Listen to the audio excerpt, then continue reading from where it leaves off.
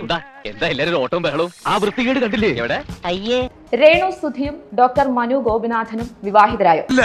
ഒരു കാരണവശാലും ഞാൻ അവനെ കൊണ്ട് അവളെ കെട്ടിക്കുന്ന പ്രശ്നമില്ല. ഇതേക്കുറിച്ച് ഒരുപാട് പറയാനുണ്ട്. ഫോട്ടോ കല്യാണ വെഡിങ് ഫോട്ടോ ലുക്കിലാണ് സാധനം കൊടുത്തിട്ടുള്ളത്. ഡോക്ടർ മനു ഗോപിനാഥ് എന്ന് പറയുന്ന വ്യക്തിയാണ്. ഇങ്ങനത്തെ പ്രൊഫൈൽ ചെക്ക് ചെയ്യുമ്പോൾ അല്ല ഒന്നാം അടിപൊളി സൂപ്പർ ഫോട്ടോഷൂട്ട് ഒക്കെ അങ്ങനെ ചെയ്തിട്ടുണ്ട്. ഓൾറെഡി ഞാൻ കൊടുക്കാം, ഞാൻ പറയാം. പിന്നെ ഒരു ചെറിയ പ്രശ്നം മാത്രമേ ഉള്ളൂ, ഇക്കാലത്ത് അതൊരു ഫാഷനാണ്, നീ അത്ര കാര്യമാക്കി എടുക്കണ്ട. എന്തായാലും അതവിടെ നിൽക്കട്ടെ. ഗോപിനാഥിലോട്ട് വന്നു കഴിഞ്ഞാൽ എനിക്ക് വയ്യ, ഞാൻ അങ്ങോട്ട് പോണില്ല. അതൊരു അഡ്വർടൈസ്മെന്റ് ആയിരുന്നു. ആണോ? പക്ഷെ കല്യാണം അല്ലടെ കഴിഞ്ഞ നാട്ടുകാരെ പറ്റിക്കുന്ന പരിപാടിയാണ് അവളെ ചെയ്തത്. ഉളുപ്പുണ്ടടാ ചക്കണക്ക്. പണിയെടുത്ത് തിന്നണമെന്നൊക്കെ ആഗ്രഹമുണ്ട് സാറേ, പക്ഷെ പറഞ്ഞു പറ്റിച്ച് തിന്നാലേ വായിന്നിറങ്ങുള്ളൂ. ശീലായിപ്പോയി, മാറ്റിക്കോളാം. എന്തായാലും നമുക്ക് രേണുവിന്റെ കാര്യത്തിലോട്ട് ആദ്യം വരാൻ. രേണു ചേച്ചിന് പിന്നെ ഇതൊന്നും ബാധിക്കത്തില്ല, ഒരു ബാധ്യതയില്ല.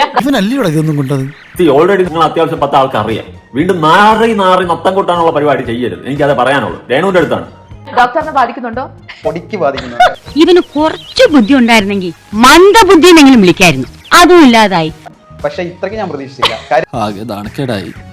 ഇനി എല്ലാവരുടെ മുഖത്തെങ്ങനെ നോക്കും? നമ്മളെ തേച്ചൊട്ടിക്കാം, പക്ഷെ ഈ തേച്ചൊട്ടിച്ചെടുത്തുനിന്ന് വടിച്ചെടുക്കുന്ന ഒരു വല്ലാത്തൊരു ലെവലിലോട്ട് നമ്മളെ അങ്ങ് സ്വാഭാവികം. അയ്യോ അതെന്ത്? നിന്റെ കയ്യിലിരിപ്പതായിരുന്നല്ലോ.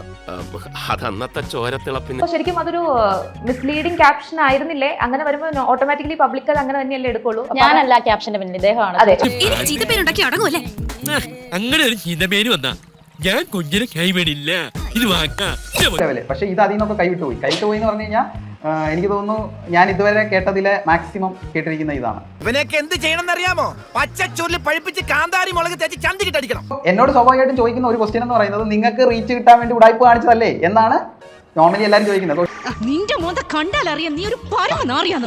സോഷ്യൽ മീഡിയ മാത്രമല്ല, പേഴ്സണലി അറിയാവുന്നവർ പോലും ചോദിക്കുന്ന ഒരു ക്വസ്റ്റ്യൻ അത് തന്നെയാണ്. ഉറപ്പായിട്ടുമാണ്.